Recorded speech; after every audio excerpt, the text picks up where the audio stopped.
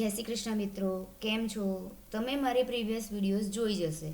જો ના જોઈ હોય તો તેની લિંક ડિસ્ક્રિપ્શન બોક્સમાં મેન્શન કરેલી છે, તેના પર ક્લિક કરીને તમે જોઈ શકો છો. તો આજે આપણે એક નવી ફોર્મ્યુલા વિશે શીખીશું અને તેનો ઉપયોગ ક્યારે અને કેવી રીતે કરવામાં આવે છે તે પણ જાણીશું. તમે સ્ક્રીન ઉપર જોઈ શકો છો કે બે કોલમમાં મેં નંબર્સ લખેલા છે, એક એ અને એક બી છે. હવે મારે અહીંયા a માઇનસ બી કરવું છે, એટલે કે equal to this minus this, અને એને હું આ રીતે ડ્રેગ કરી લઉં છું જેથી બધા જ આંકડાઓની બાદબાકી મને મળી જાય.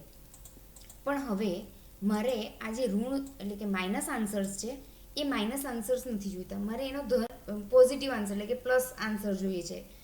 તો હવે આને હું કેવી રીતે રિમૂવ કરી શકું? માઇનસની સાઇન તો હું રિમૂવ કરી શકું નહીં, કારણ કે અહીંયા ફોર્મ્યુલા છે. તો એના માટે એક ફોર્મ્યુલા છે ABS equal to ABS bracket complete enter.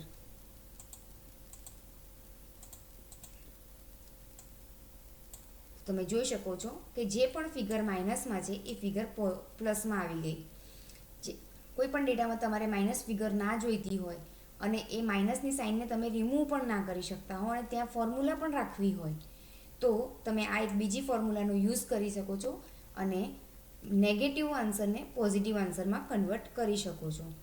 જો તમને મારી આ વિડીયો ગમી હોય તો લાઇક શેર કરવાનું ભૂલતા નહીં, અને ચેનલ ઉપર નવા હોય તો સબસ્ક્રાઈબ કરવાનું ભૂલતા નહીં, બેલ આઇકોન પર ક્લિક કરવાનું ભૂલતા નહીં. મારી કોઈ પણ વિડીયો રિલેટેડ તમને કોઈ પણ ક્વેશ્ચન હોય, કોઈ પણ ડાઉટ્સ હોય તો કમેન્ટ બોક્સમાં જરૂરથી જણાવશો. કોઈ માહિતી વિશે નવું શીખવું હોય, જાણવું હોય કે આવું મારે આ ટાઈપનો ડેટા બનાવવો છે તો કઈ ફોર્મ્યુલા યુઝ કરી શકાય, કઈ ટ્રીક યુઝ કરી શકાય, તો એ જાણવા માટે પણ તમે મને કમેન્ટમાં જણાવી શકો છો. Thank you.